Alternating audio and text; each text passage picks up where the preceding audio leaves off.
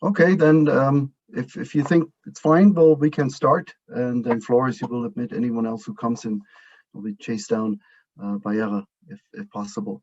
That'd be great. So good morning, good afternoon, everyone, depending on which time zones we are in right now. I'd like to welcome you to our DCAF webinar on gender-based violence and access to justice during the COVID-19 pandemic. We organized this webinar on the occasion of today's International Day for the Elimination of Violence against Women. For all of you who don't know DCAF yet, most of you will know us. We dedicate our work to the promotion of good security sector governance, and we offer support to security sector reform efforts around the globe. And we have a multifaceted, kind of a three-tiered approach to this. So first, we directly support national counterparts. Then we work with the multilateral and donor community to reinforce and improve the way in which they individually and collectively support security and justice reform and development. And then we also support international policy agendas and undertake research, and then we share the results as illustrations of the different lenses that we try to bring to a wide variety of security sector contexts. We as DCAF, we like to be seen as a trusted partner and are happy to offer our support whenever and wherever needed. Now, different parts of the House have in the past worked in the Asia-Pacific region for the past 15 years, and DCAF is celebrating this year its 20th anniversary.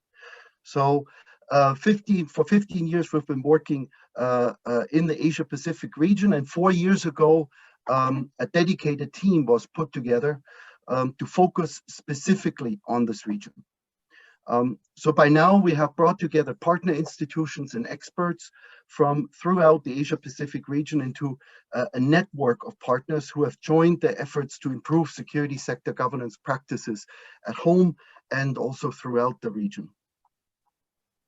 We want to be seen as a platform that allows our partners to learn from experiences and insights from others in the region, and also to lend a helping hand in finding joint solutions to security sector governance challenges that are common to one or more countries of the larger Asia-Pacific region.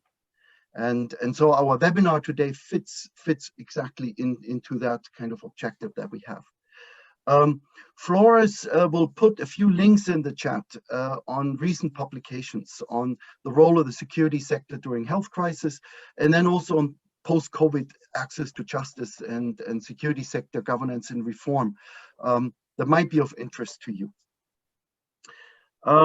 We're very happy today that some of our partners from throughout the region have joined us to explore a very important facet of our work. And that is the role of the security sector in facilitating access to justice when violence is committed against women and girls, and in a larger sense, when violence is committed against any person based on that person's gender. We also want to be mindful of the unprecedented health pandemic and its many negative consequences for really all societies all around the globe. So in our webinar, we'll hear specific national experiences from Farisha Abdullah from the Maldives, and then Roshan Kanyo from India, Ivy Quake from Malaysia, Jennifer Apple-Loretta from the Philippines, Abel Amaral from Timor-Leste, and Bayara Yigmidash from Mongolia. I hope Bayara can still join us during this webinar.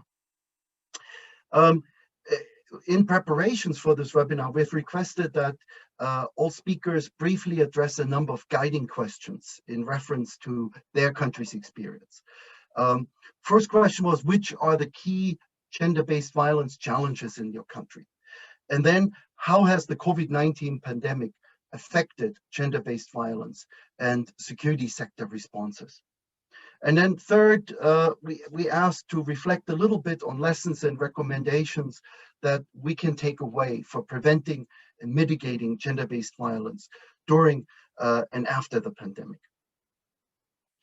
However, then before I hand over to my colleague Upasana, who will facilitate these presentations and the question and answer period afterwards, um, I will give the floor to our colleague Cristina Finch.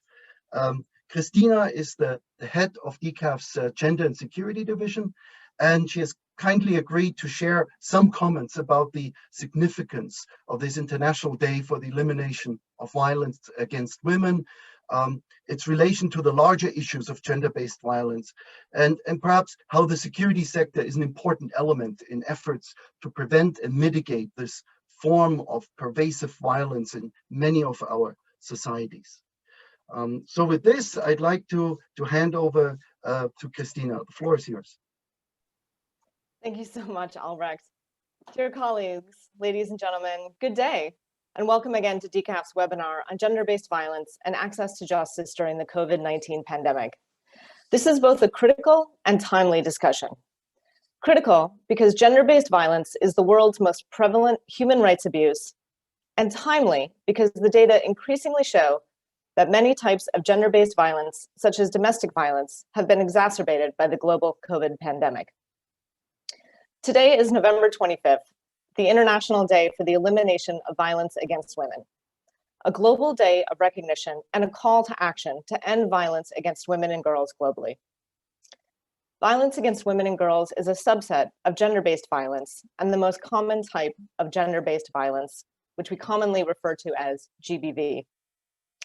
It can affect both women and girls and men and boys, and is violence based on all harmful acts inflicted upon someone because of normative assumptions about their gender. GBV is an umbrella term for any harmful act that is perpetrated against a person's will and is based on socially ascribed gender differences between females and males. Women's rights activists have observed 25 November as a day against gender-based violence since 1981. This date was selected to honor the Mirabal sisters, 3 political activists from the Dominican Republic who were brutally murdered in 1960 by order of the country's ruler, Rafael Trujillo. On December 20th, 1993, the General Assembly adopted the Declaration on the Elimination of Violence Against Women. And then finally, on February 7th in 2000, the General Assembly adopted a resolution officially designating 25 November as the International Day for the Elimination of Violence Against Women. And in doing so, invited governments, international organizations, as well as NGOs to join together and organize activities designed to raise public awareness of the issue every year on that day. To make the link between gender-based violence and human rights even more visible, the Global 16 Days campaign, originally launched by the Center for Women's Global Leadership in 1991, has been used worldwide to call for the elimination of gender-based violence. It runs annually from today, November 25th, until December 10th, International Human Rights Day. This year, UN Women has picked the theme, Orange the World, Fund, Respond, Prevent, Collect, and is using the 16 days to amplify the call for global action to bridge funding gaps, ensure essential services for survivors of violence during the COVID crisis, focus on prevention, and on collection of data that can improve life-saving services for women and girls. I won't repeat the statistics included as background to this webinar, which I highly encourage you to read, and with which many of you are undoubtedly already familiar. But what I will say is that governments, NGOs, and IGOs' collective work to end gender-based violence around the world have produced hundreds of reports documenting these human rights abuses, offered detailed recommendations for action by governments, non-state actors, and international organizations, and clearly illustrated the connection between this violence and other violations of human rights around the world. Violence against women takes many forms, including rape, domestic violence, female genital mutilation, and acid attacks, to name a few. It's a global human rights crisis that exacerbates instability and insecurity around the world. It's also a significant barrier to sustainable development. Eliminating it is essential to meeting the Sustainable Development Goals, including ending poverty, achieving good health and well-being, gender equality, creating peace, justice, and strong institutions, reducing inequality, and reducing the likelihood of conflict. Conflict, fragility, and public health emergencies such as COVID exacerbate the incidence of GBV. Its social, economic, physical, and psychological harms are compounded if survivors are denied access to justice. But this is also an issue that affects individual women intimately. UN statistics show that 1 in 3 women will be raped, beaten, coerced into sex, or otherwise abused during her lifetime. A shocking number, and in my opinion, a vast underestimation of the true number of women affected. I count myself among those women. As a survivor of gender-based violence myself, I know firsthand the effect this violence can and does have on women's lives and the lives of those around them. Over the past decades, violence against women has increasingly been understood and accepted as a human rights issue.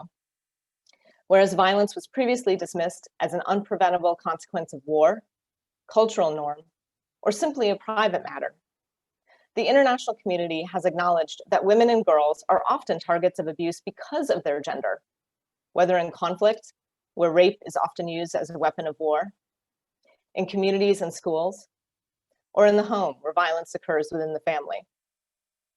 These crimes are recognized as human rights abuses that cannot be justified by war, culture, or tradition, and which governments must prevent, prohibit, and punish. The ways in which women experience human rights abuses are unique. While human rights are often understood as the rights that everyone has by virtue of their humanity, the assumption that all humans have the same experiences and needs is particularly problematic for women. Historically, states have assumed responsibility for human rights violations only when state agents or officials were the perpetrators. And certain forms of violence against women by state agents have been acknowledged as torture. However, women more often face abuses from non-state actors, such as their employers, partners, husbands, families, friends, and community members. It's critical to note that whether abuses against women are committed by state or non-state actors, in the public or private spheres, the state is obliged to condemn, prevent, and punish all acts of violence against women, and to take measures to empower women. Human rights abuses against women are often complicated by further discrimination on the grounds of race, religion, sexual orientation, gender identity, disability, caste, culture, or age, to name a few. The type and prevalence of violence and discrimination that women experience and their ability to access justice are often determined by how their gender interacts with these and other factors. Which brings me back to the focus of our discussion today. Law enforcement agencies, particularly police, as first responders, have been at the center of this issue and many governments' response to the COVID crisis. We've now learned from diverse experiences that a securitized response to a public health crisis has unintended and unexpected impacts on the victims of gender-based violence. We also know that gender-based violence is too often characterized by a culture of impunity. The vast majority of perpetrators will never face justice, and even if prosecuted, GBV conviction rates are notoriously low. As a human rights abuse, GBV must be effectively prosecuted and punished to both deliver justice for survivors and reduce its prevalence.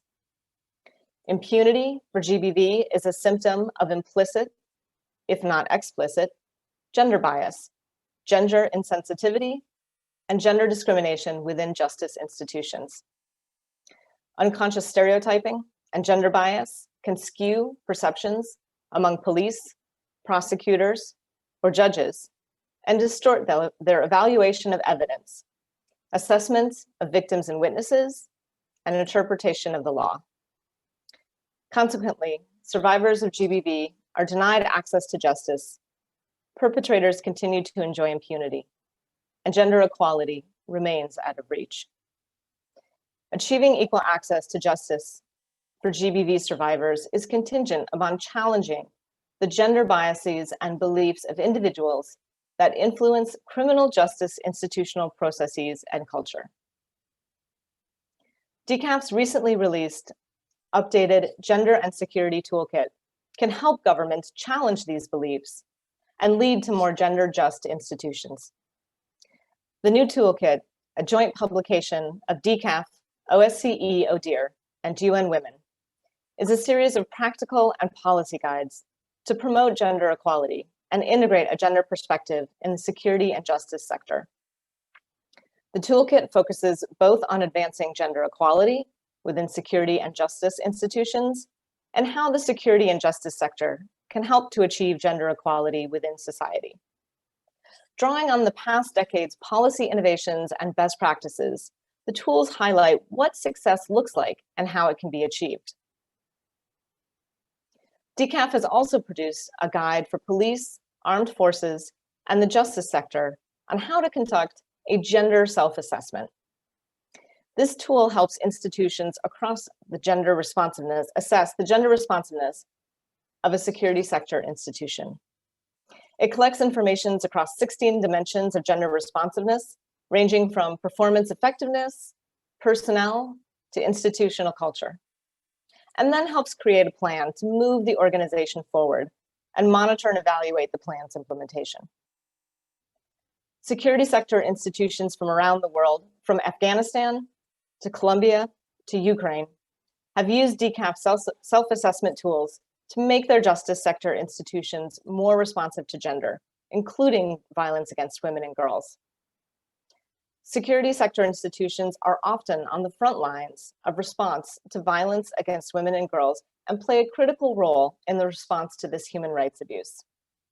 They can help end impunity for its occurrence and help victims achieve justice, or they can perpetuate and contribute to this global crisis.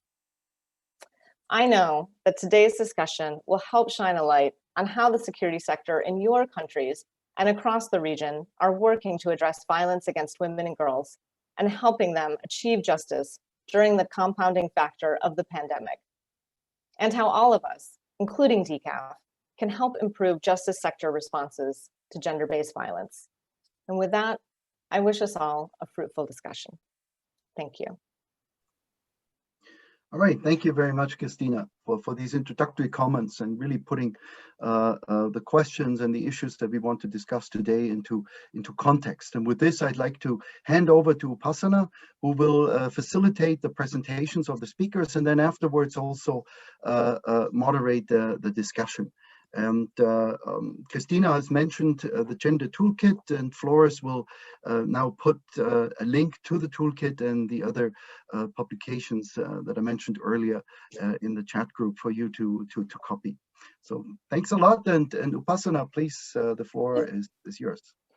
Very quickly, all the links are in the chat now, which includes this flagship gender and security toolkit, but also, for instance, the gender self-assessment guide for police and armed forces, ISET's advisory note on access to justice post-COVID, and also the recent security sector in health crisis, health crisis in the security sector backgrounder, just for all your information. Thanks. All right. Sorry, Thanks, Floyd. Thanks, Albrecht and Cristina, for highlighting the significance of the International Day for Elimination of Violence Against Women. So as Albrecht has already mentioned, today's dialogue will focus on gender-based violence and access to justice, especially the role of law enforcement bodies during the COVID-19 pandemic. And we will be focusing in the Asia-Pacific region through engagement with our panelists. And each presentation will address the key GBV challenges in their respective countries and will highlight how COVID-19 pandemic has affected GBV and the security sector response. They will also share some lessons and good practices that we can take away for preventing and mitigating GBV during and after the pandemic. And after the presentation, we will have an opportunity to engage with our panelists through Q&A discussions. So without much further delay, I will invite Farisha Abdullah to present the challenges and priorities of reform of security and justice institutions in the Maldives. Farisha, please. Good morning, good afternoon, and everyone. Yeah, I'm really pleased. Thank you, Upasana, and thank you everyone for the opportunity for me to say something on this, and it's really something very serious. Yes, and without going into the statistics, let's just it is exactly the same. 1 in 3 women have experienced actually violence in this country as well, and it's quite alarming figures. However, I will stick to the the 3 guiding questions. So, which are the key GBV challenges in our country? In the Maldives, the main challenge actually is social attitudes, beliefs, practices, and this is what is actually the most challenging problem the country is facing regarding elimination of violence against women. And because I say this because in the last 15 years, we have been talking about this, and has been over a period of time improving the legal system here to address that. We have set up a good constitution. We have set up gender equality laws, prohibition of violence, domestic violence, and all these laws are quite effective, and they are not perfect, but they are sufficiently good enough. And we do have the institutions to do this institutional setup, at least a framework for it. However, the people who are responsible for the administration and addressing these issues have got the certain attitudes and beliefs and practices that actually prevent it effectively being enforced. And so the reason being these particularly the attitudes had been quite a lot of the time justified based on culture, based on religion, and not regardless of, and of course religion I still believe is being misinterpreted and misconstrued. And the reality is, if we can actually stick to the rule of law and the people who are in charge of this, we should be able to eliminate that quite easily, and that is a fact. However, there's other elements that I'd like to focus on. The issue of lack of resources. There's definitely that is a problem, and that is to do with when especially providing victims with places of safe homes, and also effectively women being able to access the help set law enforcement officers such as the police or helplines and so forth. That has actually prevented people being able to get best help, and actually partly to do with lack of people trained to address the issues, and partly because dealing with lack of people who can actually properly trained people who can deal with victims especially. And the other element has been also another factor actually challenge has been because of the way the government's policy had been, and it has been in the past to do more providing protection and rather than prevention. So that is also an element that is being a problem. And of course, another element is also that something that is coming up. This is once again a religious-based one, and there's a thing that they call ruqya, which is kind of exorcism that is being practiced, and that is based on Islam and Islamic religion, and that is brought in here for treatment, and that is quite often being used as a form of violence against women. And only last week we had an experience, came up a story about a woman and her 4 children being locked up by her husband, and then engaging some person to come there and inflict all sorts of harm to her daughter and herself. And that has went on for 3 months. And okay, I'll give an example of that as I go along on the same story. How has the COVID-19 pandemic affected the gender-based violence and security sector responses? Actually, in the most serious lockdowns period in Maldives, was actually from March until end of June, and around that particular period there was a very significant decrease in number of cases that's been reported, and the reason we don't know what the reasons are. I actually have spoken to official authorities about that. And they're saying that they're not quite sure what happened. It could be two reasons. The possibilities are two. One is the perpetrators were at home, locked up with the victims, and therefore the victims didn't have the opportunity to report it. That's one part of it. Or the other one is because people were locked up in houses, and quite a lot of the time our culture is that we have large families, extended families living together, and therefore the opportunities for the violence and harm has not been available due to a lot of people being together. So that may be a positive way of looking at it. However, at the end of the lockdown period, the moment there was an easing of lockdown, and there was an increase, a really remarkably dramatic increase in the cases of domestic violence. So there's a tendency, I think, it was reporting that was the problem rather than the other way around. So that's one thing we might look at that.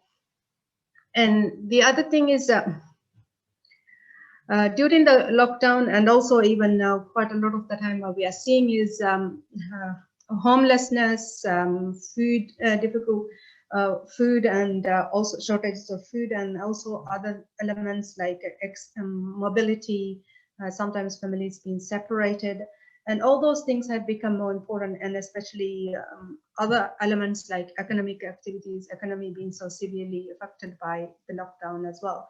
So everybody's focus is on all those things rather than domestic violence or violence against women, because that's always considered as a secondary element rather than the more serious one. But actually, this is a 50% of the population we are talking about, and ignoring that, I think, is a very serious problem. So that's one thing we need to look at. And the other thing is, we also need to know that, of course, in the lockdown period, when it came to providing health services, providing addressing issues of homelessness, providing food deliveries, and all those things, quite a lot of the time, women were the frontline workers, and they came out and did a lot of that work as well. So that's something we need to think about. And what were the lessons that we learned when we think about it? Okay, so instead of focusing on a whole lot of other things, the government is actually more focusing on the way they have been addressing the issue of product.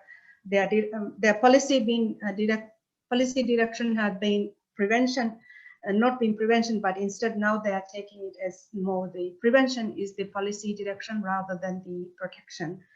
But in the shorter term, they also think protection is a very important element, and therefore what they're trying to do is at the moment there's plans as to provide both short-term and long-term training for people who are willing to provide social services, so that there is a human resource to address the current issues as well, and adequately trained people.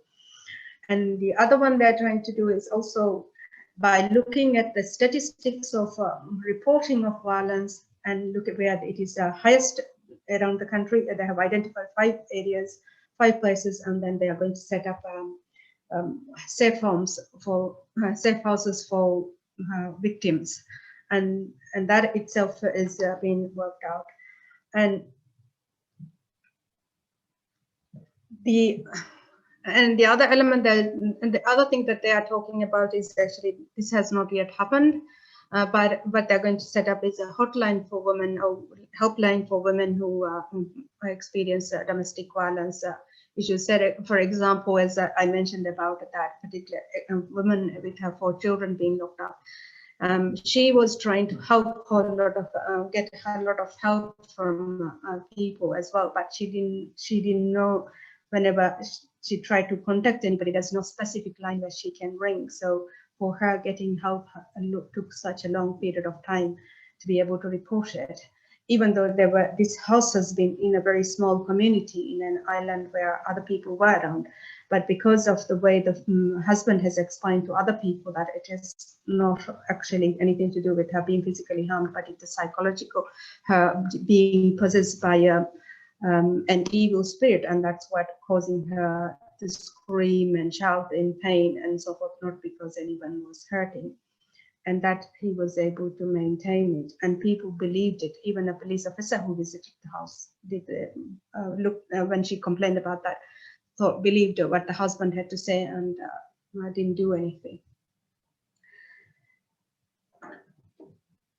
So anyway, therefore, looking at that experience, government is looking at as to set up a hotline.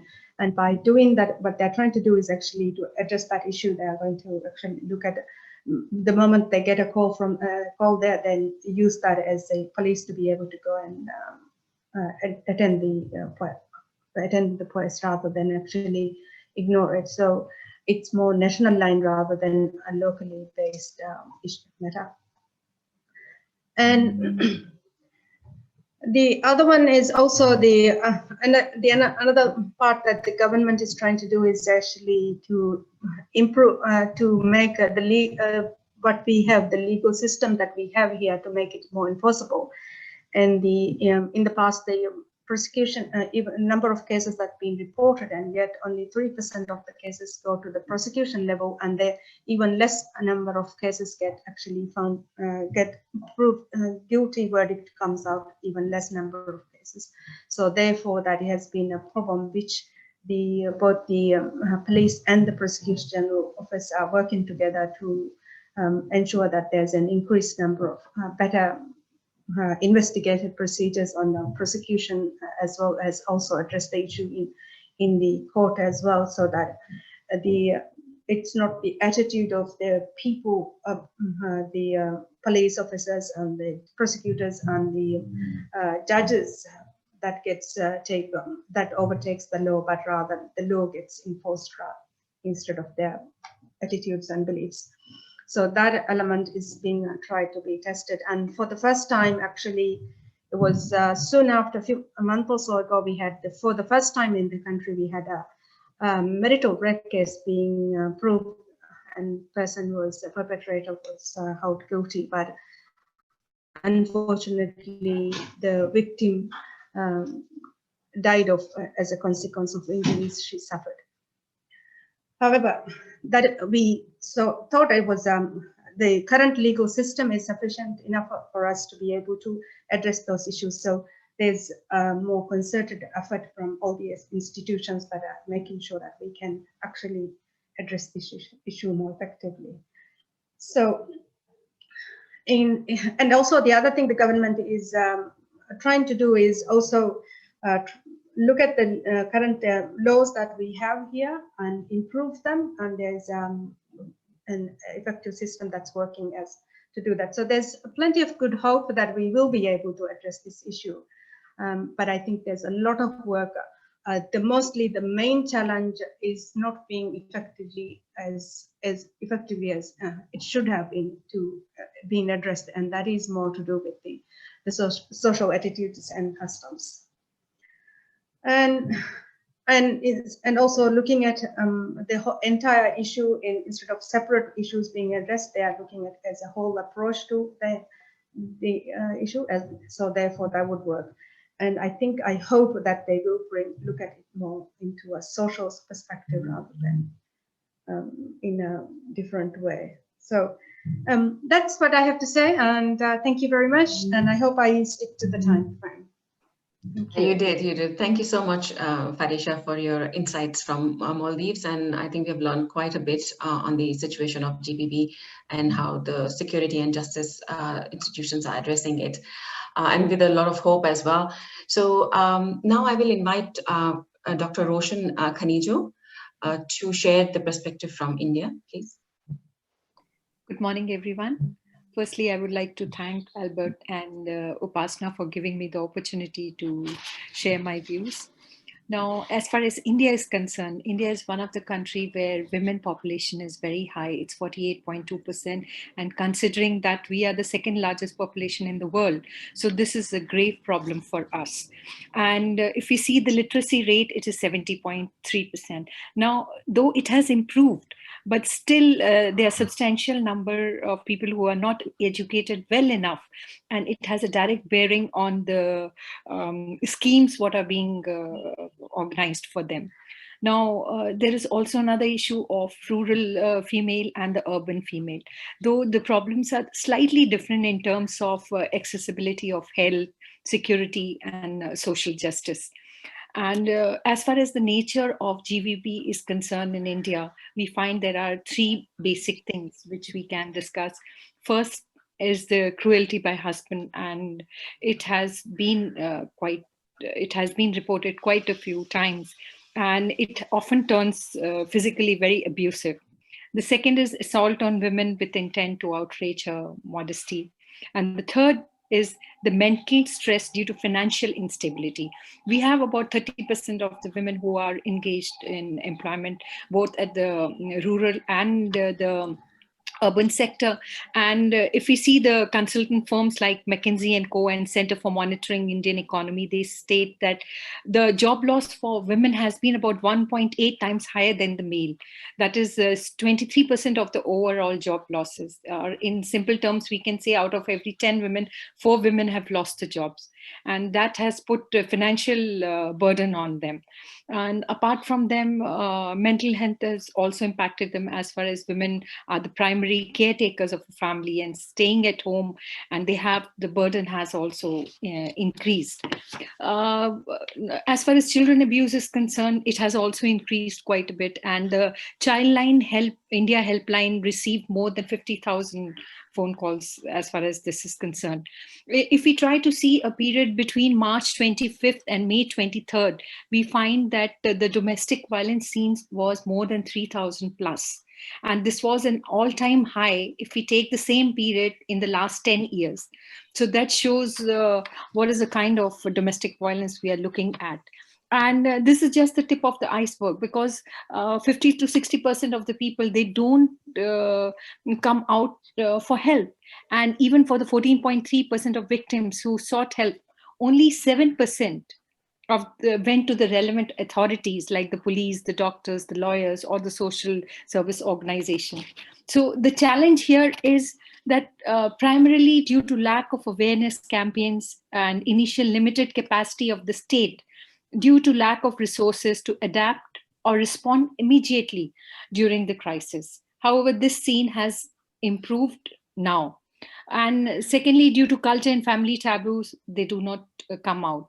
And many women and girls, they fear reprisal or lack of confidence in the authorities, or because of stigma or having further restriction placed on their mobility, they do not come out.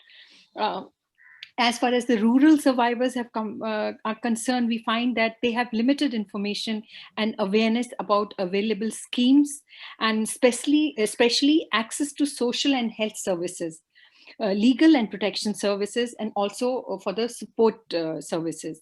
Now, as far as the women and children of the economically weaker section are concerned, we find that accessing online platforms for assistance becomes little difficult to them. Everybody is not digitally very educated to use the email. And we find that 40 to 50% of women, they do not have phones of their own. So if you want to register complaints under the lockdown period, then this is limited. Women are also economically dependent on the husband, so often they do not come forward. But the most challenging thing we find is that women, so long as they are in the same space with the abuser, the violence continues. And there is a lack of privacy to even to call. Private phones are not there. So often we find that the helpline data shows that most of these victims, they used to call during midnights. That has been seen. But apart from all these things, there are certain bright things also. The awareness campaign has taken place. A petition was filed by the All India Council of Human Rights, Liberties, Social Justice, and the 2 judgments were given by the state judicial high courts like J&K High Court and Delhi High Courts, and they issued directions to the responders to work better. Now, the responders in India are the Ministry of Women and Child Development, Ministry of Health and Family Welfare, National Commission for Women, and these National Commission for Women have a branch in each and every state. And along with them, we also have various NGOs who are working around the clock. As far as the judicial system is concerned, the judicial system is quite strong. We have Protection of Women from Domestic Violence Act, which was framed in 2005. We have Sexual Harassment of Women at Workplace Act, Immoral Trafficking Act, and a lot of other acts are there. But the main problem is the awareness of these laws, their accessibility, and also intention to avail these facilities. All these things needs to be addressed. As far as police services are concerned, every state has their own police laws, and they have their own mechanisms, and they have tried to create the women cells to look into it. And some of the states also created domestic conflict resolution centers under the direct supervision of the district police chief, so that it can work. And the police patrol party could reach the location within, say, hour or so. As far as the rural area is concerned, we have got rural care centers. There are about 13 lakh rural care centers all over India, and we have about 12.8 lakh workers. So what the government has done is these 12.8 lakh workers, they have tried to modify their functions, and they have been told to become a coordinator between the victim and the senior officers also. And so they can register the cases at the rural and at the village level, and they can also get in touch with the local administration at the rural level. Now, there are also complaint and investigation cells which have been created, and 51 stop centers have been created for effective redressal of women's grievances. They have also tried to form designated informal safe spaces for women in grocery stores and pharmacies, so that they can report the domestic violence and abuses. There is a 24/7 helpline which is available, and especially as far as the child abuse case is concerned, the respondents, they have stated that they are in contact with the child welfare committees, juvenile justice board, district child protection units, and others in order to address issues of children.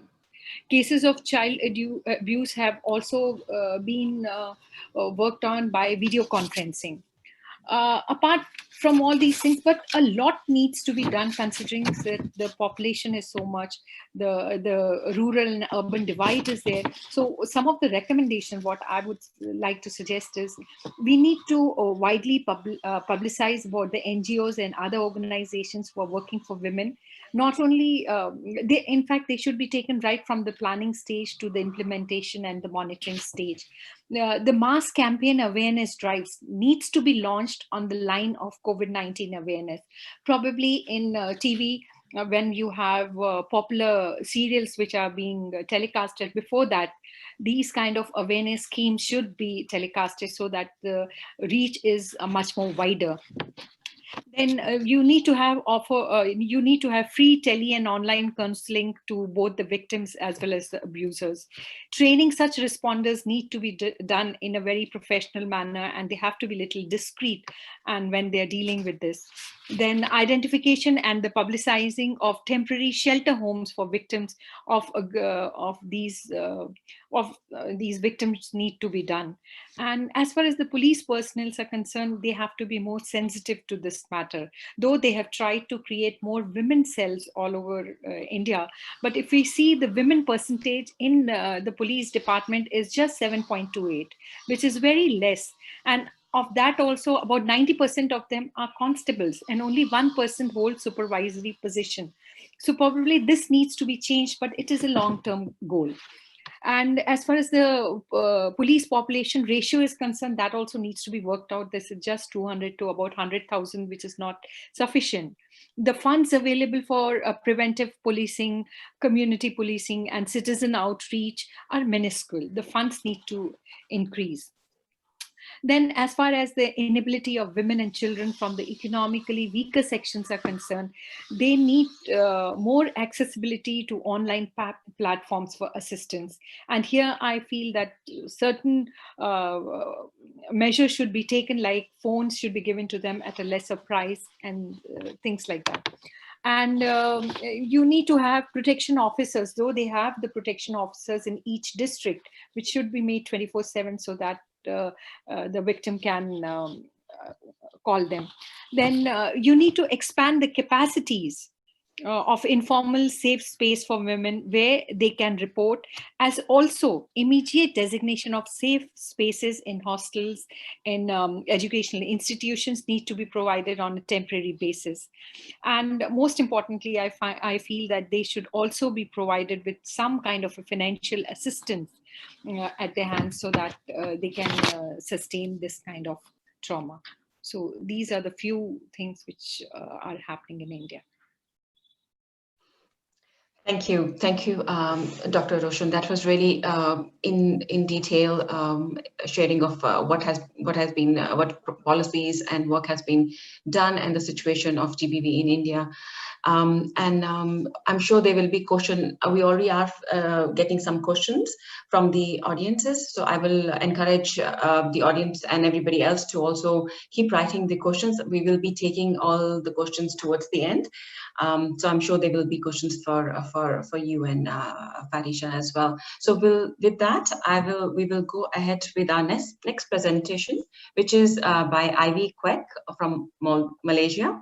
Unfortunately, as mentioned earlier, she could not be with us in person due to conflicting engagement, but she has shared her experience through a video clipping. I will request my colleague Flores to kindly share the clipping, and so we can hear the perspective from Malaysia. Thank you. Thank you very much, Upasana. I will start the recording right now via the shared screen. Hi, a very good morning to those of you in Geneva, and very good afternoon to those of you who are dialing in from Asia. I would like to thank DCAF for inviting me to take part in this webinar, where we will discuss the very important issues of gender-based violence and access to justice during COVID-19 pandemic. First of all, I would like to apologize for not being able to be with you in real time, as I have a conflicting meeting that I could not reschedule in time. Unfortunately, I will also not be able to join you for the Q&A session later, but I nevertheless hope that I can still share some perspective and experience from Malaysia by recording this video. I believe that there will still be more opportunities for us to connect to each other and also talk about ways where we can collaborate with each other on this matter. So without further ado, let me share some perspective of Malaysian perspective on gender-based violence. Malaysia might not be a typical country that comes to your mind when you think about the issues of gender-based violence.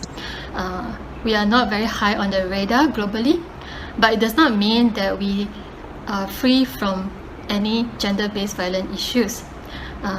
In fact, we continue to face various challenges when it comes to gender-based violence in the country, and this does not just apply to the women and children who undoubtedly are the majority of the victims, but also the other marginalized communities such as the LGBT community. In the context of Malaysia, the LGBT community enjoy very, very limited rights and continue to face a lot of discriminations and stereotypings from within the society. Of course, gender-based violence can also apply to men. So in Malaysia, domestic violence is still prevalent, especially in the low-income households. In 2018, there has been 5,421 cases of domestic violence reported to the police.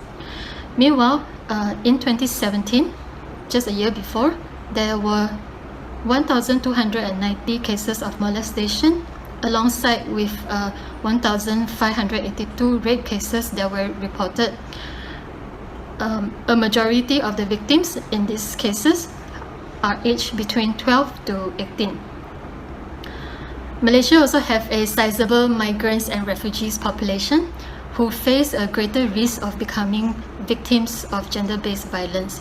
This can come from within their own households, usually perpetrated by the men in the families towards the women, but can also happen when they come into contact with the enforcement agencies.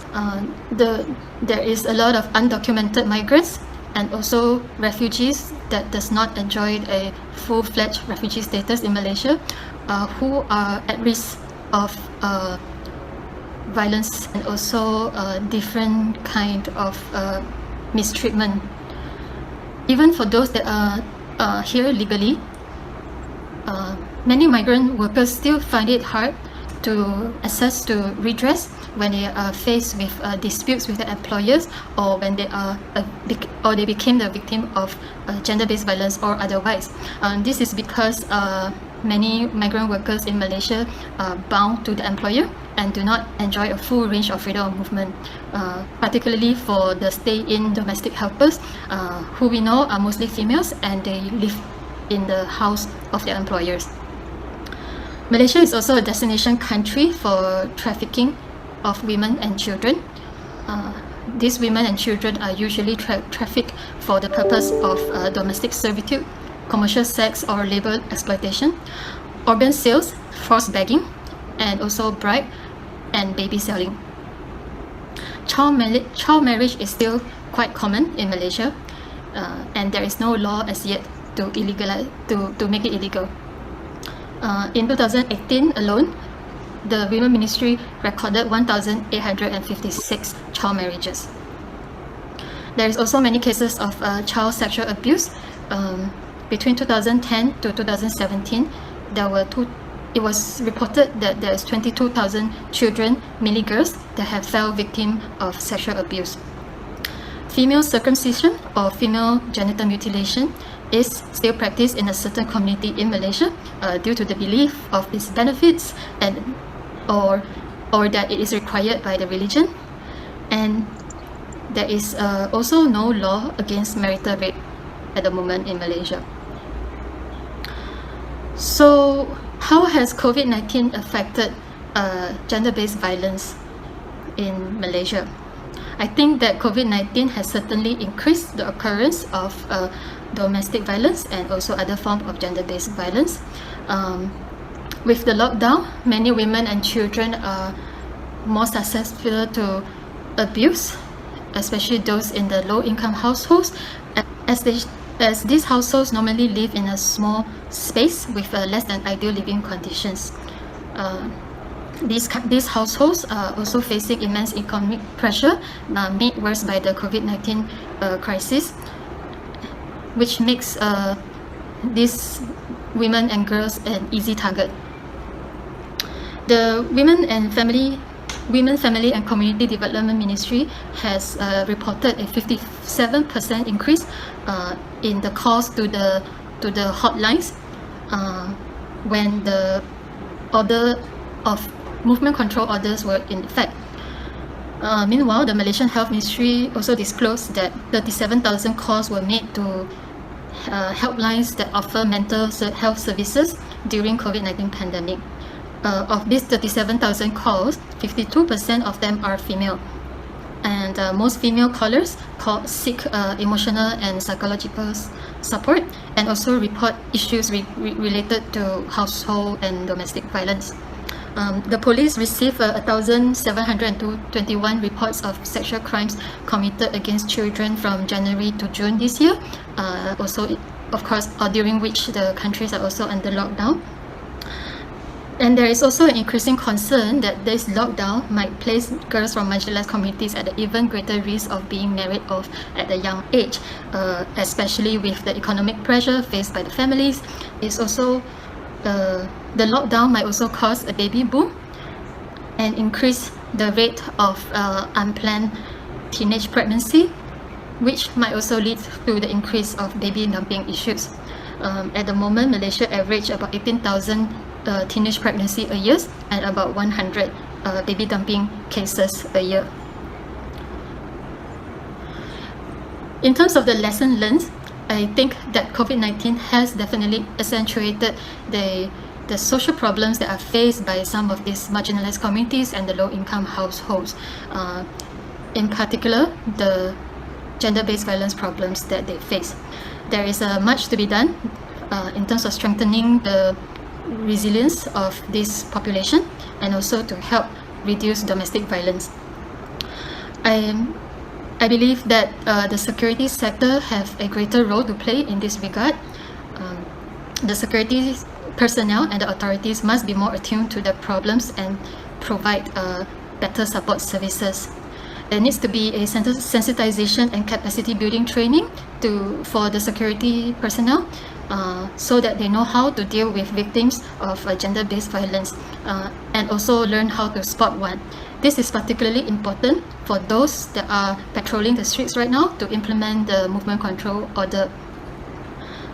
Security personnel can also act as a first responder alongside with welfare officers and also social workers and can be deployed to the communities to check on the households. This kind of a whole of society approach together with the community watch groups will be very effective in terms of reducing the incidence of domestic violence. There also needs to be more education and awareness raising campaigns. From the experience in the past few months, we find that access to information is key to help these victims to seek for help and also to protect themselves. Many of the NGOs in Malaysia here has been doing a great job in terms of providing hotline services in different languages. There have also been many pamphlets produced in many local languages. As Malaysia is a multiracial country, not everyone speaks English, so there needs to be a lot of materials produced in Malay, Chinese, Mandarin, Tamil, as well as the languages of the refugees population here, such as Bengali and also Burmese and the other Myanmar-based language. So the government should definitely collaborate more with the NGOs in providing these services and also to help to spread awareness and to follow up on some of these cases that has been reported. In that regard, I believe that the government needs to also invest more in providing services. This should come in both soft and the hard aspects. For the soft aspect, this would mean training for more welfare officers and also social workers to deal with the increasing demand. This can also help to create jobs and also rebuild the economy at the same time. In terms of the hard aspect, the government should also look into providing more and better shelter facilities. Malaysia currently have one shelter space for roughly every 73,000 women, when the recommended minimum ratio is 1 to 1,000 women. So as you can see, we are still very far behind in terms of providing shelters. Last but not least, the legal framework for protection of protection towards gender-based violence must also be strengthened. There are some laws in place for gender-based violence-related crimes, such as the Anti-Trafficking in Persons Act and also the Sexual Offences Against Children Act. But it's important to remember that beyond gender-based violence, women also face many different kind of discrimination and inequality issues in general. For example, this will include things like discrimination at workplace, lower pay than their male counterpart, unequal childcare burden on women, and also low labor participation rate. Some of these have definitely worsened after COVID-19, and there needs to be a concerted effort to address this. Currently, there's been some campaigns going on for an Anti-Sexual Harassment Act and a Gender Equality Act to be enacted. Unfortunately, the progress is stalled now because of the political instability. Having said that, I believe that bipartisanship is possible, and it has been done in the past in 2017 when politicians, parliamentarians from both government opposition joined hand to push for a Sexual Offences Against Children Act when the nation was shocked by this investigative documentary that revealed the extent of sexual predators among teenagers and children in Malaysia.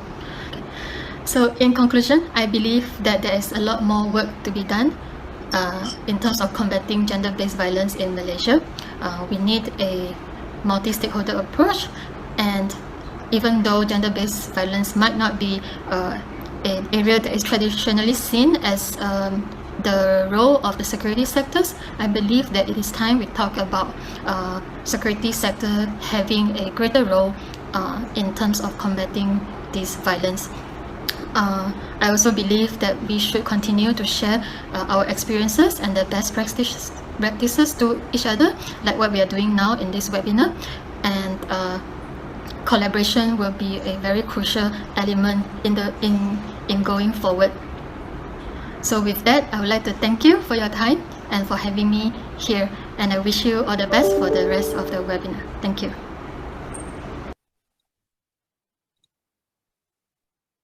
Thank you very much, Ivy. And with that, the word back to Upasana. Yeah, that was a very good presentation from Ivy. I wish she was here and not in the parliamentary committee right now. I'm sure they will, even if there is question and answer, questions in relation to Malaysia, please do not hesitate to write it in the chat. We can even forward it to her and then she can respond to it as well. With that, I will now invite Apple, Jennifer Oreta, to share her experience and perspectives from the Philippines. Jennifer.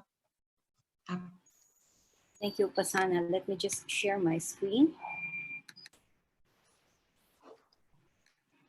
I prepared a very short discussion to discuss the situation in the Philippines. Now, take note that even before the COVID pandemic happened, the issue, or our statistics states that 1 out of 4, or 24%, of married women have experienced physical, sexual, or emotional violence by their partner or their husbands. And of this number, 15% have experienced physical violence. So gender-based violence is still one of the country's pervasive social problem, but there's still lack of concrete information to show the extent of the gender-based violence, since many of the victims don't report the cases, either because they are afraid that they're of the public shaming, or they are not confident with the justice system in the country. You will see in the screen during the UNFPA assessment, or estimates as regards the monthly incidence of risk under the COVID-19, under the situation of COVID. So you will see here that the number of birth complication, women with unmet need for family planning, spousal physical violence, spousal sexual violence in the national level, and then further broken down in the national capital region, and then the 3 major island provinces, as well as the autonomous region of Muslim Mindanao. So under COVID-19, the gender-based violence and power inequality are further amplified. The lockdown imposed as response to the health crisis has disrupted access to critical sexual and reproductive health services, and hampered the ability of groups to respond to gender-based violence at a time when women and girls actually need them the most. Many women and girls are locked down at home, similar to the cases presented earlier. Many of the women and girls are locked down with their abusers.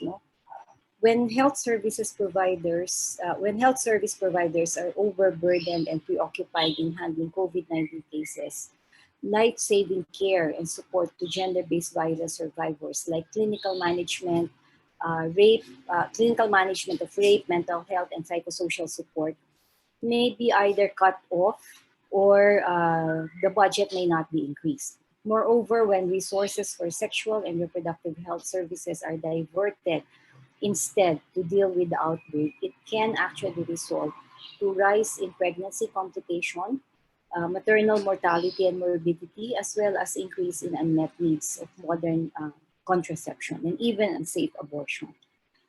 Pregnant women right now have reported already to our Department of Health that the closure of health facilities because of the COVID response, and the lockdown response, the closure of health facilities are preventing their prenatal checkups.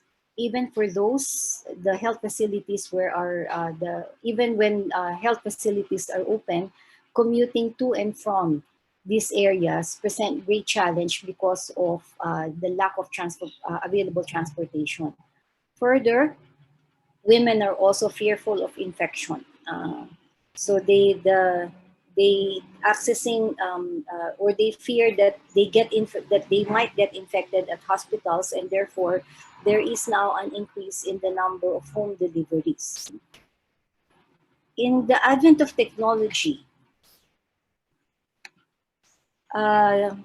we also have experience on online gender-based violence. And here I am using the definition provided by the group called Association of Progressive Communication. And they defined online gender-based violence are acts that are committed, abetted, or aggravated in part or in full using information communication technologies or ICTs.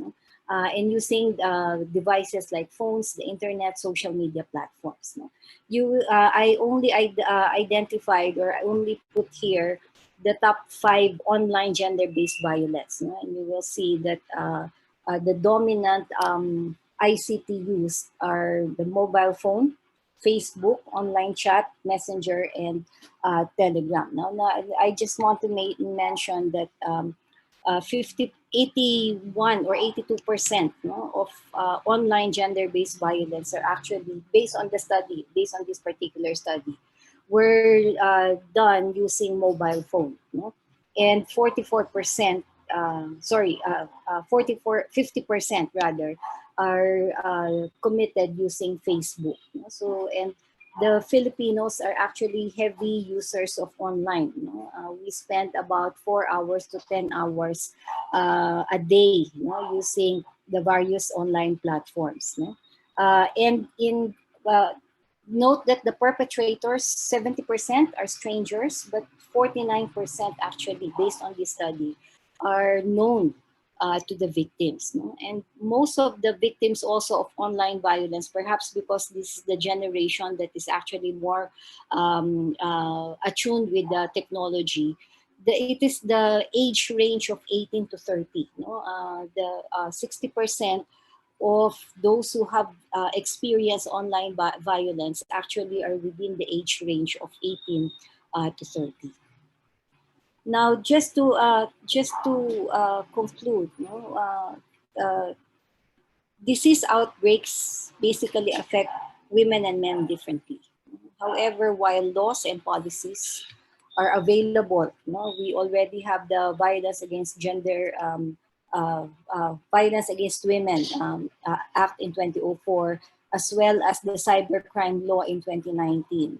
But so we have available legal platforms, but the operationalization and effectiveness of these platforms, however, remain to be seen. So the outbreak of the disease affect women and men differently. Pandemic actually worsens the existing inequalities for women and girls, and therefore national and local government units need to strengthen women and girls' participation in the response. Women and girls must be active contributors to decision making. Any response will be significantly weakened if it does not factor in existing gender inequalities. So what must be done? I listed here 3 items. The first is to ensure that there is continuity of sexual reproductive health services and interventions. Second, we need to make sure that women are protected from violence, and we can do this by integrating prevention efforts and services to respond to violence against women into COVID response plans. Third, particular emphasis must be given to women in fragile contexts, contexts where there is conflict or armed conflict, contexts where you have a more preponderance of natural disasters and other emergencies. And finally, just to quote the study of the UNFPA, it is important for national and local government responses to the COVID-19 to include specific communications to inform the public that justice and the rule of law is not suspended during periods of lockdown. Gender-based violence prevention strategies need to be integrated into operational plans of the justice and security sector during times of the COVID-19 pandemic to break any misconception of impunity and culture of silence. So with that, I end my presentation and I give back the floor to Upasana. Thank you very much, Apple, for your presentation from the Philippines. And now I will invite Mount Abel Amara from Timor-Leste to present on TPV and access to justice in Timor-Leste. Mount, up to you. Thank you. Can you hear me?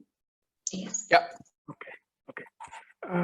Thank you for Albert, Upasana, and others. Good morning and good afternoon. And I will quickly to the point because I'm the last one.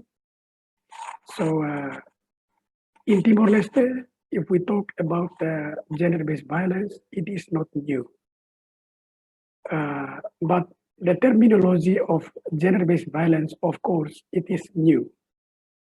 Because historically, the gender-based violence, it's happened. The main challenge in Timor-Leste regarding the gender-based violence phase is culture. In Timor-Leste, women is subordinate the man, under the man. When the woman married, she is 100% under responsibility of the man, of the husband. Therefore, mostly domestic violence, it is happened but over the territory of Timor-Leste, but sometimes women can speak out what she faced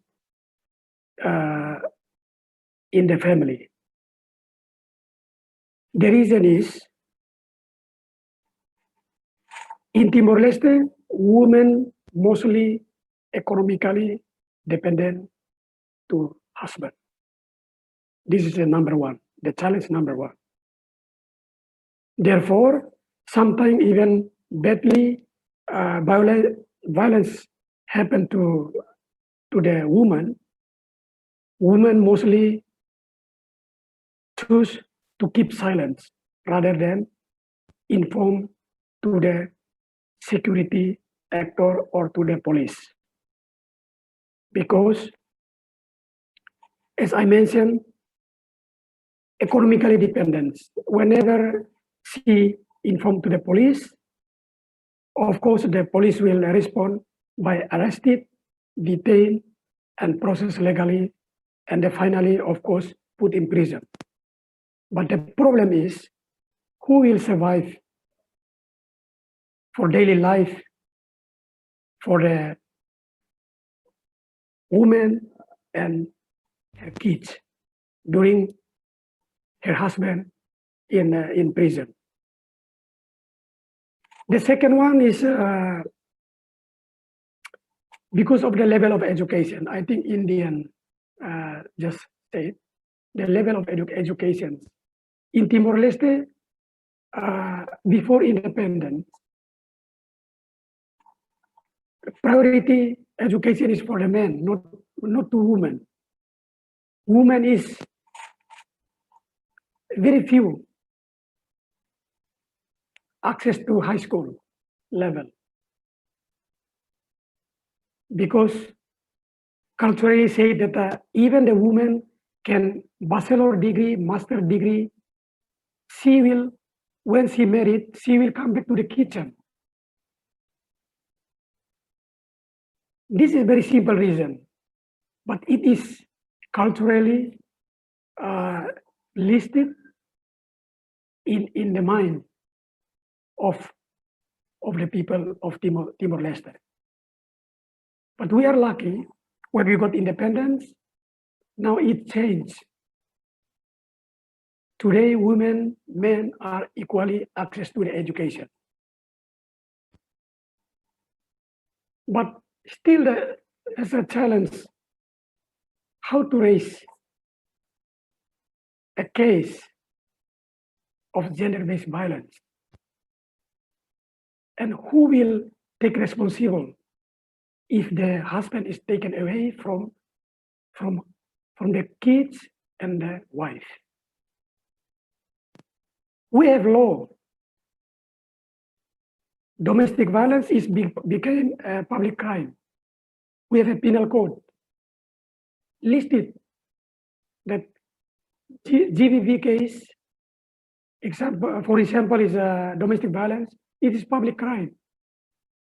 But the problem is very limited of very few people understand that domestic violence is a crime. This is the first. The second, mostly people didn't understand yet about the laws, penal code and the domestic violence laws. Because why they don't understand? Firstly, the law in Timor-Leste, first draft is in Portuguese. And the majority of the people of Timorese, we don't speak Portuguese. We speak Tetun and mother tongue and Bahasa. This is the challenge. And the other one is how to women can still less participation. Women to participate in any event, cultural event, because of the reason that women is not a priority to listen what the government will say or what the other will share their thought. And the last challenge is for the judicial actors, especially judges, if they want to apply or punish the suspect because of the committed the crime to like more than 5 years in prison, then they look back at how many kids does he have? Because in Timor-Leste, minimum one household is minimum 2, maximum is more than 10 kids. This is a challenge. And the next one is how has the COVID-19 pandemic affected GBV? As I mentioned in the key challenge,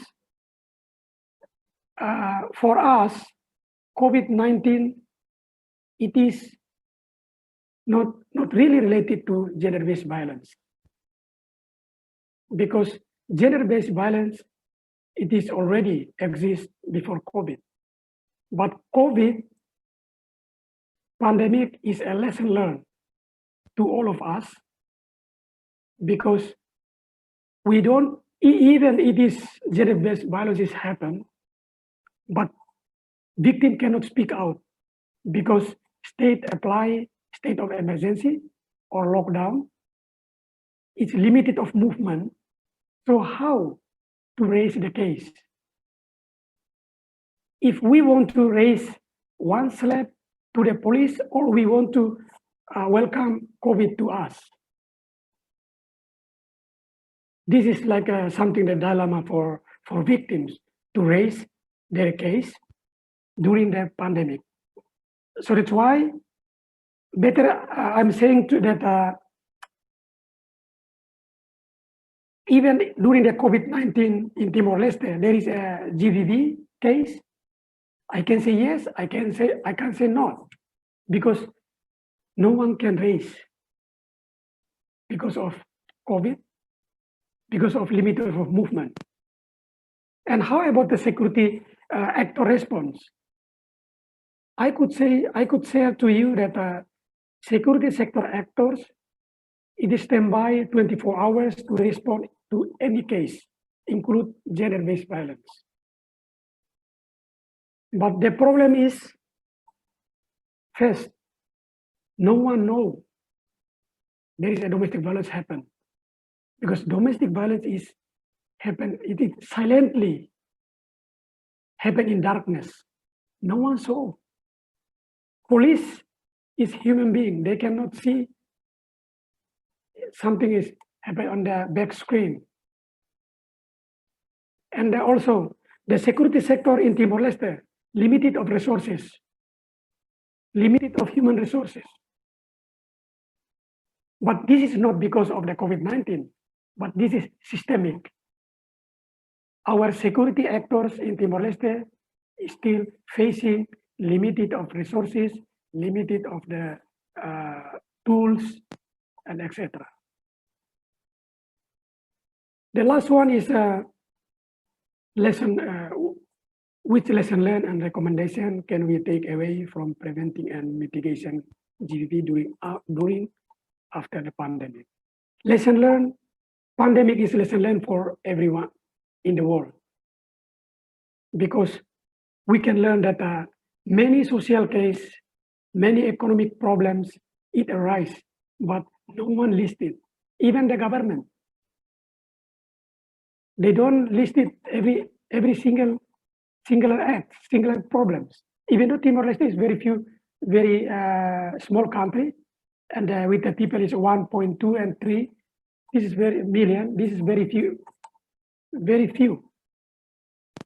But we didn't resolve.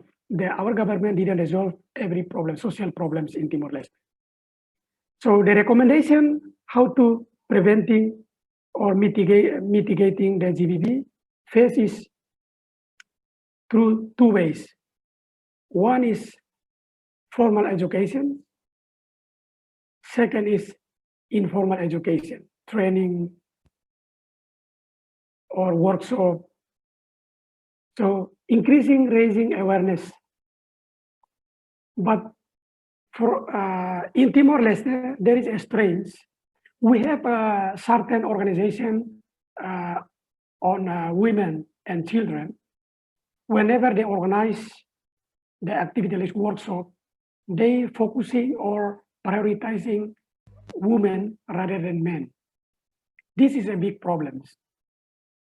Because if we want to talk or preventive or mitigating gender-based violence, in any single activities related to this subject, better to involve balance, men and women. Because without involvement women or men in the meeting or workshop, gender, it is useless. Because violence cannot happen with a person, single person. It should happen with two or more people. So mostly men who is working to a civil society organization or with the government, we strongly recommend it to our civil society organization, to our friends, the women organization, to involve equally men and women in certain workshop on gender-based violence. Otherwise, men doesn't know anything. Men doesn't understand what is sharing in the workshop. Ma'am, thank you. Yeah, I think that's all from me, and then I give the floor to Mana Upasana. Thank you, Maun. Actually, you're not the final presenter, but thank you so much for sharing your valuable and very real insights from Timor-Leste. So we have one more presenter from, actually she's right now in New York, so she's been up for a long time. Thank you so much, Baira. I will still say your name fully. So the next presentation is from Mongolia, from Abaya Setseng Jigmidash, and she'll be sharing the presentation on access to justice and GPP from Mongolia. Please go ahead, Baira. Thank you, Upasana, for giving me floor. And I apologize, slight technical delay in the beginning. There was a bit of problem, but I'm happy that now I'm joining the rest of our presenters. So the Mongolia, in terms of handling the gender-based violence cases amidst the COVID-19, well, first of all, let me give a brief background what's happening in terms of the COVID-19 in Mongolia. So Mongolia was the second country right after China to close off its border and introduce the lockdown, the full lockdown, since the January. So you can imagine this long quarantine and lockdown, and it's still up until now, the country has a full lockdown, but during the summer it was slightly softened. The country didn't open the border, but internally there wasn't fully locked down, but there was some restrictions still in place. So you can imagine, like almost a year, the country was under this restriction and some level of quarantine that made a toll on the people and their daily lives, and of course the physical and mental well-being, and that of course exacerbated the violence and abuse, especially with regard to gender-based violence. So, well, despite the very low number, comparatively speaking, with other countries, very low cases of the COVID-19, the alarming issue is really gender-based violence. As many of the fellow presenters noted, unfortunately, the scene is also the same. In terms of the cases, gender-based violence cases, it's increased dramatically. For example, for the police cases, it increased 63% in comparison with the last year.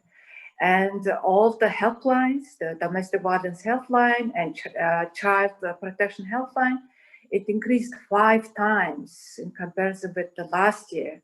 So it really shows the magnitude of the dramatic increase of the gender-based violence. And also we should take into consideration that there are so many who are silent and locked up in the home that not able to reach out to those services and the police and the security sector.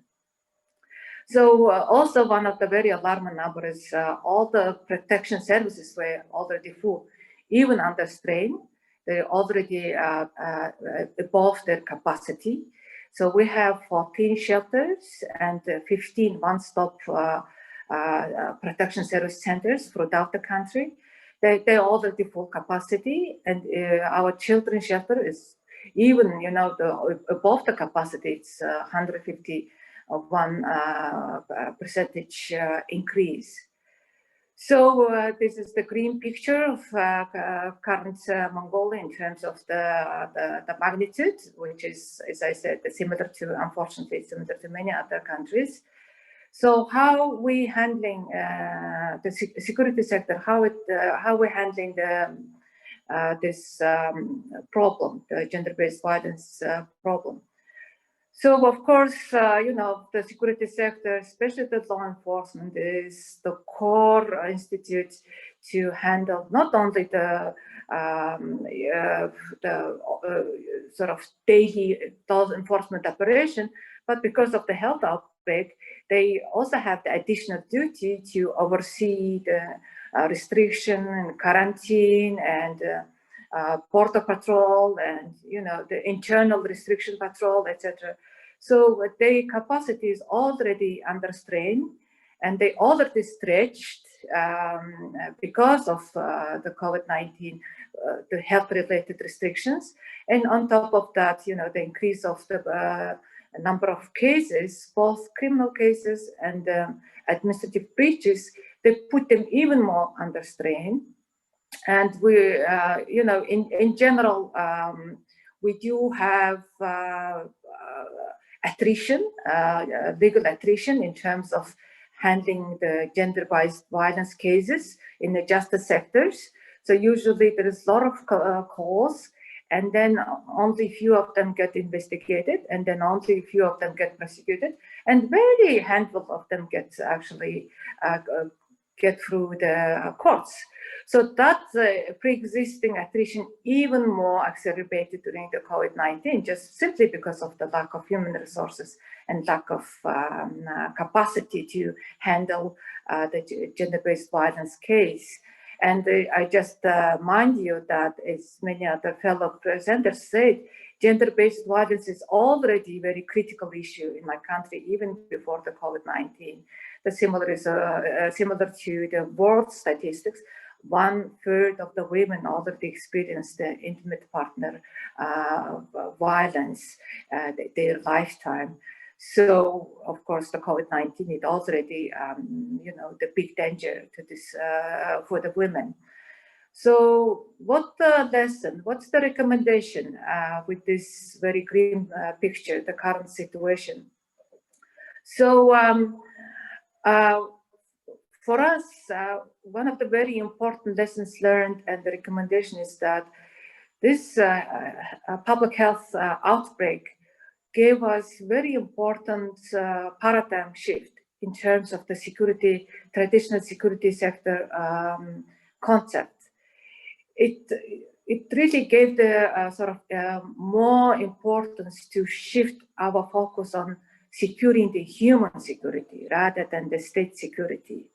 So, especially in terms of the human security, it's a matter of securing the individuals, which includes women and girls. And what's the most dangerous threat for the women and girls is, as I said, it's a gender-based violence.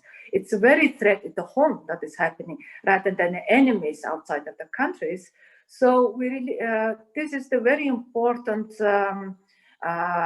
sign that, you know, the national security policies should really more and more focus on securing the human security. That includes the policy, the gender-based the violence.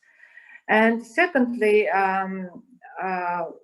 well, in terms of the handling, the Mongolian government's handling the COVID-19, we did have the sort of de facto state emergency, and we did have a law adopted by the parliament, which was adopted in April. And that law included one article on gender-based violence. It briefly stated that states should provide appropriate funding and appropriate capacity. But in my opinion, unfortunately, it wasn't sufficient in terms of the handling fully the increase in gender-based violence cases. And it was only the role of donor institutions. Luckily, we did have very active donor institutions such as ADB and Canada Fund and Switzerland, Swiss Aid. So all those donor organizations provided additional support to protect the victims and survivors of the gender-based violence, which is we are very grateful. It's very timely, but it gave the sense to the government and duty bearers that it's a duty of the donor institutions. It's not the duty of the state and national government to provide more funding and to provide more resources.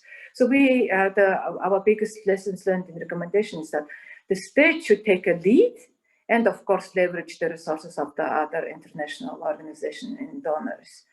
Especially, you know, when it comes to maybe next the public health or the other similar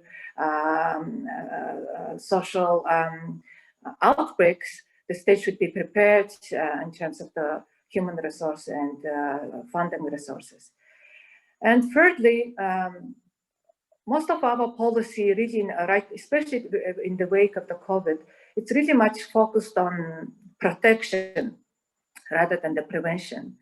You know, we can provide services to the victims, and we can continue to build new shelters and one-stop shop centers, but it will not end this vicious cycle.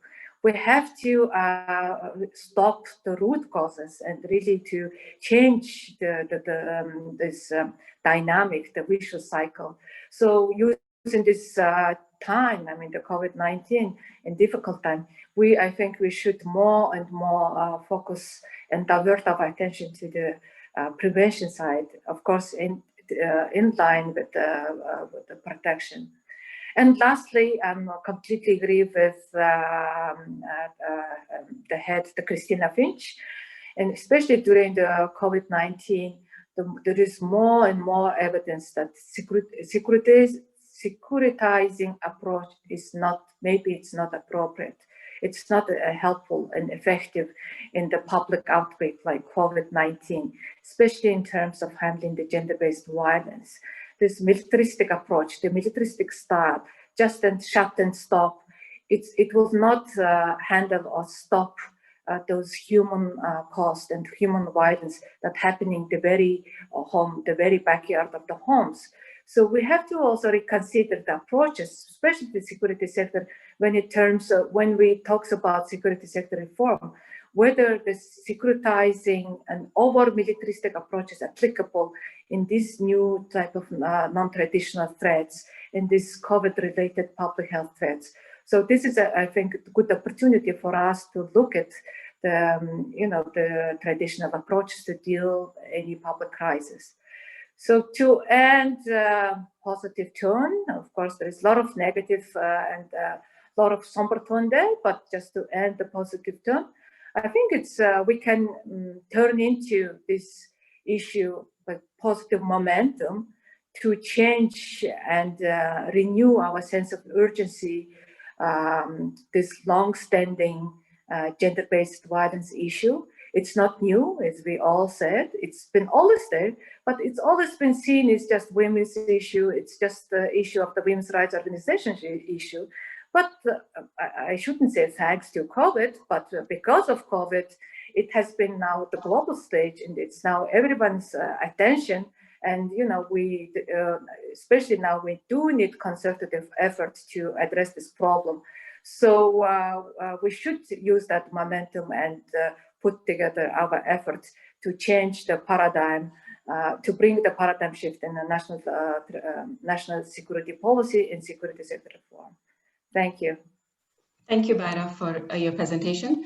So first of all, I would like to thank all the presenters for their sharing their status of GBV and access to justice during the pandemic in their respective countries, and also presenting the challenges and priorities of for reform of security and justice institutions in their countries. It has been a very insightful and learning platform for all of us, I'm sure. And with that, we will go ahead with the question and answer. We have around 15 minutes. There have been a few questions already in the chat. I will go through them. But in the meanwhile, if there's anybody who wants to ask a question, they can write it down in the chat, or they can also raise their hand. And it would be good if it is pertaining to a particular country, if they can just address that to a presenter, that we will know whom to ask the question. So with that, there has from the audience, somebody called Namiva had asked a question to DCAF about DCAF gender strategy and approach to sensitizing and or to work with a target group, i.e. women. So I would let Cristina Finch to share that what DCAF gender strategy has been and approach has been towards that. Cristina. Thanks so much. Really fascinating presentations and really interesting to hear the challenges that are occurring across the region and so many of the similarities. In terms of DCAF gender strategy, working with women and civil society, absolutely. We're working to empower women and all parts of civil society to hold security sector institutions to account, and engage with their security sector institutions to track GBV and to be able to be empowered to have those conversations. What also done is we're really engaging with the security sector institutions themselves to undertake this change. So what we know, and we've talked about today, is that the securitization of this public health crisis has had a lot of unintended consequences, particularly for GBV. We know that successful policing has the potential to advance gender equality if it is citizen-oriented, if it is serving the needs and interests of all parts of society, including historically marginalized groups such as women and girls, LGBTI people, racial minorities, etc. And we also know that achieving gender equality in and through policing, it's not just about adding women. It's not just about training to say, this is what GBV looks like. That's certainly a big part of it, but unfortunately, it's larger than that. It's really about transforming the power relations that are sustaining this inequality and working with institutions to undergo this sort of transformational change. And that's what DCAF, I think, really does well. And the Gender and Security Division, we talked earlier about the toolkit that we have put together. It has a range of topics ranging from policing and gender, defense and gender, parliamentary oversight and gender, and really talks about how you can undergo that transformational work to make sure that your justice sector institutions not only have women, recognize the issues that women face, but really transform them into gender just institutions. So I also talked a little bit about the gender self-assessments guide that we have. That's something we've worked in a variety of countries with, and really would encourage all of our partners to think about whether that's something that the institutions in your countries could undertake. It's their own self-assessment, but really takes a critical look at how they are achieving gender equality or where they're falling short, and help them come up with a plan to actually undertake this transformational change. Thanks so much.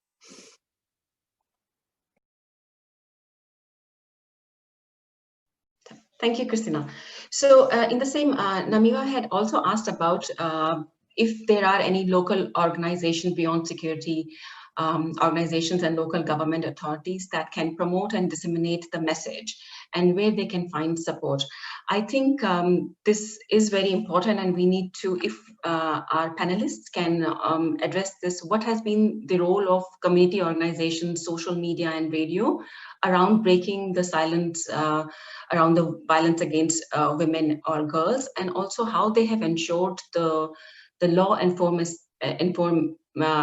enforcing agencies to take the instance of violence against women with high priority and with no impunity during pandemic. If our panelists can also address that, how civil society, media or radio, they have been involved in this effort. Anybody, it's open to all.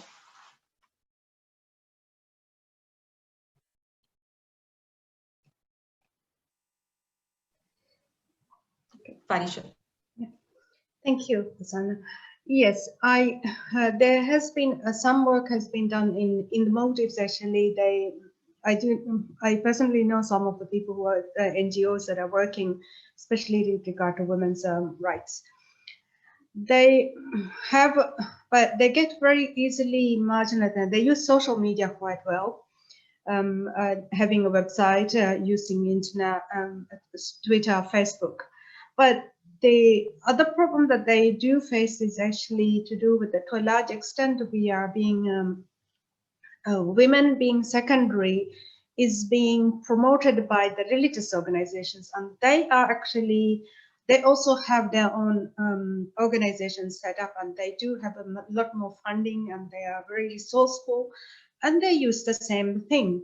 And this has been a very serious problem, and that, as I was talking about, I mentioned about the religious-based exorcism type treatment, that they are quite a lot of the time the victims, the patient will be, and it's always men who come there to do treatment, and this is has been a problem. So they also are the religious organizations are constantly pushing it. And recently, when I was looking at the Facebook, I noticed that one particular religious organization that is very closely affiliated to the government, especially the Islamic ministry in this country, has been promoting actually to ban and to prosecute two NGOs actually. One already banned and the other one is still functioning, and especially the people behind it. And they're really targeting them, naming them,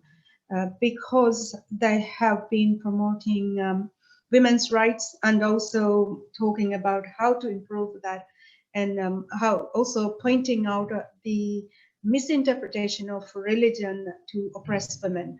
So this is a serious problem that they are facing. But they do use it and they know how to use it, but because of this particular push that's coming in from much more stronger and more male-dominated organizations, is making it really difficult. Thank you, Faisha. Anyone else? I can add. Yes, please go. Yeah. Faira, please. Yeah, okay, I can add. Yes, so as I said, fortunately, the donor institutions and bilateral and multilateral institutions provided the timely grants, prompt timely grants to local civil society organizations, mainly targeted at sensitizing and public awareness campaign on the gender-based violence, which is very good. And they used a lot of social media. They used a lot of targeted groups like young groups and the groups of people. And also, I should note that Mongolia has quite good digital penetration. Everybody has at least one phone, and everybody has very good plan and internet and online. It's very accessible. So it's good advantage to reach out, even the marginalized groups in the countryside, in the remote areas. So there has been the campaign, but we're not sure yet whether it's effective or not. At least, there are some information coming up.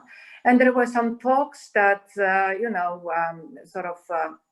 if you see and sense something, report to the police, like, neighbors or the friends, because most often time the victim, they never, they have the cycle, the vicious cycle. They don't dare to report to police most often times, and it's been proven by many studies that most of the victims they're scared to report. So the main sort of saviors are usually neighbors or the friends that step up and report to the police. So the media campaign was mostly targeting those sort of target audience to report, and if you've seen some sort of suspicious activities. And of course there has been talks like, we called and what happens? Nobody come, it was delayed, So there is of course this kind of frustration there. But at least, the issue has been sensitized, if not fully, but at least at some level. Thank you. Thank you. Jennifer and then Dr. Roshan, please. In the Philippines, it's actually the women's organization that pushed for a lot of the legislations on women. In 2004, the Violence Against Women and Children Act actually was legislated by our parliament because of the very strong pressure coming from civil society organizations, women organizations. Likewise, we are a signatory. I think the Philippines is the first in Southeast Asia to sign the Women, Peace and Security, or to have a national action plan on women, peace and security. And again, it was a product of the very vibrant women's organization. And lastly, in order to make sure that our security forces are cognizant of the issues related to gender, we have integrated the gender and development as well as women, peace and security component in the continuing education of both our military and the police. So in other words, it is really the very strong push coming from the women's organization, civil society organization that brought about a lot of these legal platforms, you know, that we have now in the country. Thank you. Dr. Roshan, please go ahead.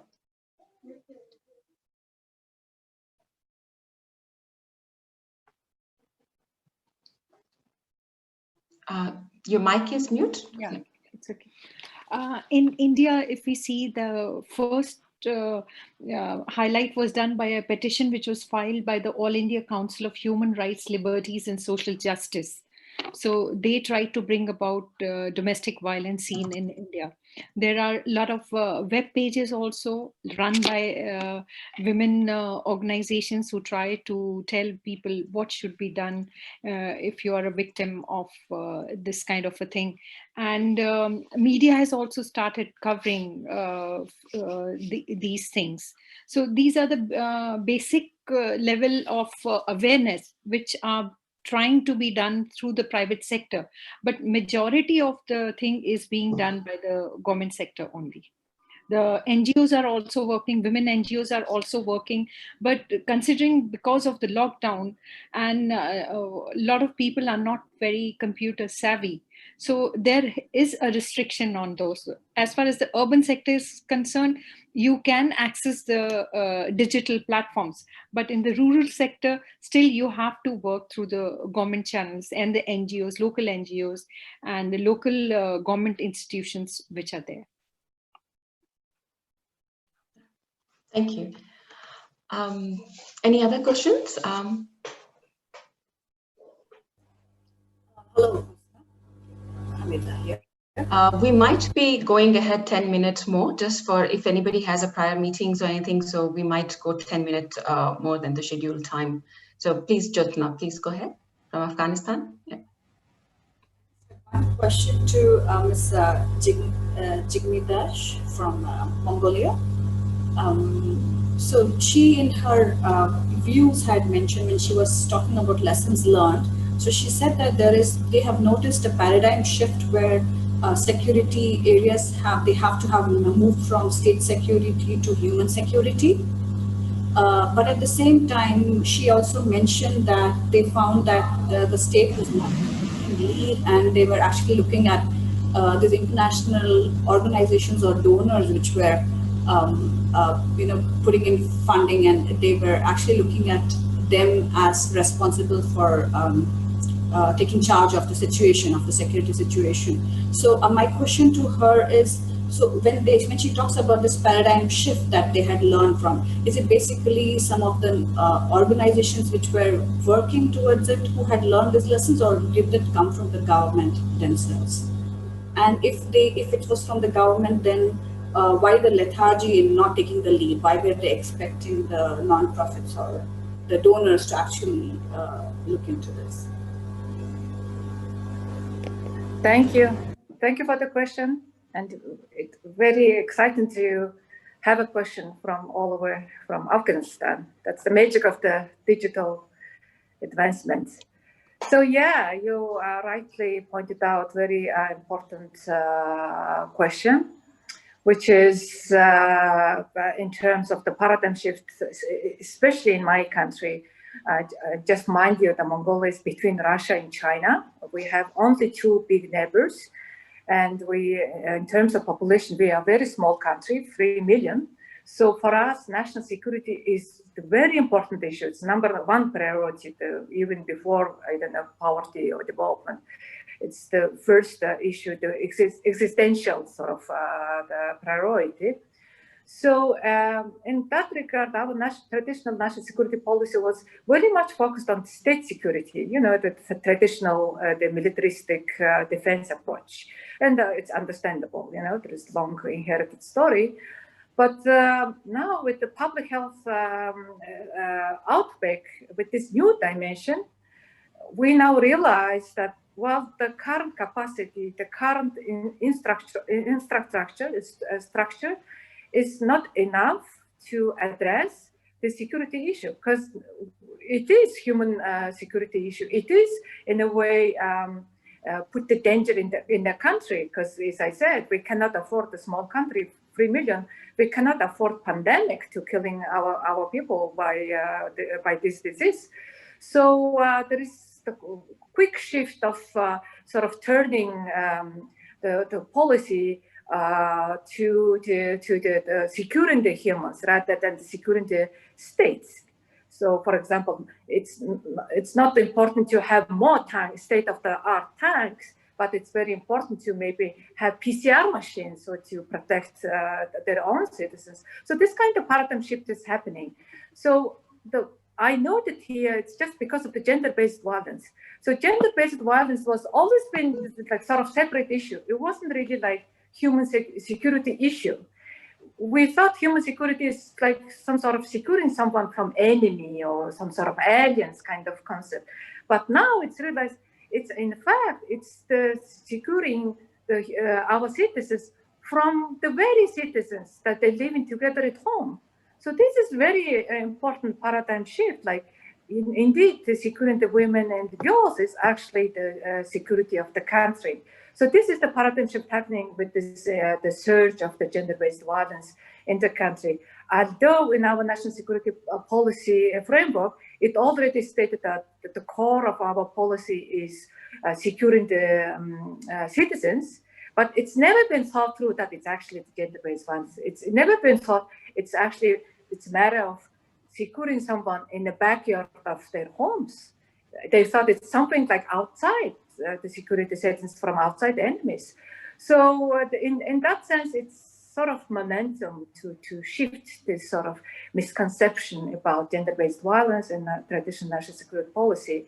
The way I mentioned about donor intervention, of course, I said it's very grateful, but it's sort of more and more exacerbated idea that, you know, gender-based violence, it's the issue, it's a problem in the issue of women's rights organization, or it's just the task of, you know, donor institution. It's none of the business, you know, the state. State is, you know, they better to handle with purchasing the state-of-the-art tanks or state-of-the-art military equipment. So we should shift that sort of the dynamic. So that was the notion that I was trying to highlight. Thank you. I hope it was understandable.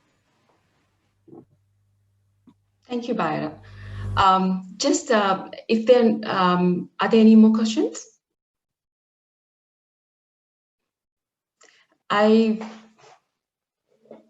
No.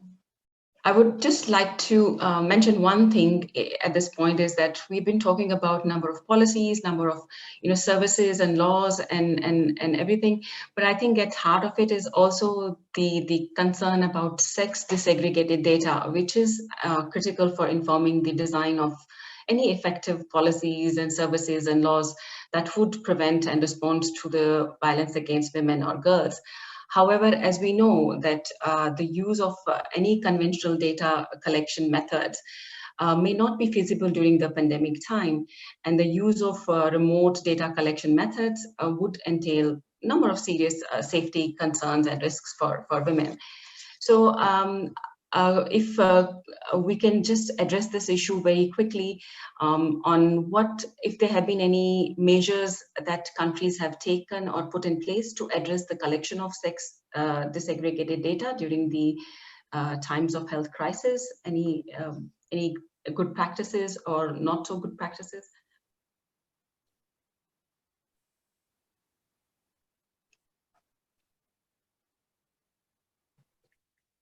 Yes, Jennifer, please go ahead. I think, again, in the Philippines, even before the COVID happened, we already have a challenge when it comes to data because the women don't report gender-based violence, especially if it happens or the perpetrator is someone close to them. So even before COVID happened, we already have a challenge. Now that we are under still under a modified lockdown, it's even more challenging. No? The challenge is even doubled, no? In generating these kinds of data. So I hope to learn from other countries because it's a major problem in my country. No, certainly. Yes, Byron. Yeah, I will be very quick. So the Mongolian experience, yes, it's even before the COVID-19, this issue has been quite sensitized and highlighted. So for example, back in 2016, I've done research together with the UNFPA on the costing of the gender-based violence in Mongolia. And one of the main obstacles to do that research was simply we didn't have any, even administrative data and statistical data. It's never been gender segregated. So it was very hard to see the impact on women and just to let it on, the form and the policy. So, and because of that, there was many dialogues at the policy level, especially with our statistical office. And we had very good women head of the statistics office that played leading role and really pioneered in the sex segregation in all sectors, not only the crime and registration of the crime and administrative data, but also labor and everything. And we do have now the COVID statistics, like impact of the COVID and labor, employment, and poverty, which is sex segregated. And yeah, it's partly due to the political commitment and individual leadership, but also partly due to, I think it was this momentum that based on, thanks to the women's rights organization movements. Okay, thank you. I think with that, we have 5 more minutes. We will not take any more questions, unfortunately, but thank you all, the audiences and all the presenters for this really good round of presentations and discussions. So now I will give it to Albrecht. All right, thanks a lot, Upasana. So I'd like to conclude our webinar with some heartfelt words of thanks. We're grateful to Farisha, Roshan, Ivy, Apple, Abel, and Bayera for their thoughtful and inspiring contributions. I think we've learned a lot from you, and we admire you for the passion you bring to your work.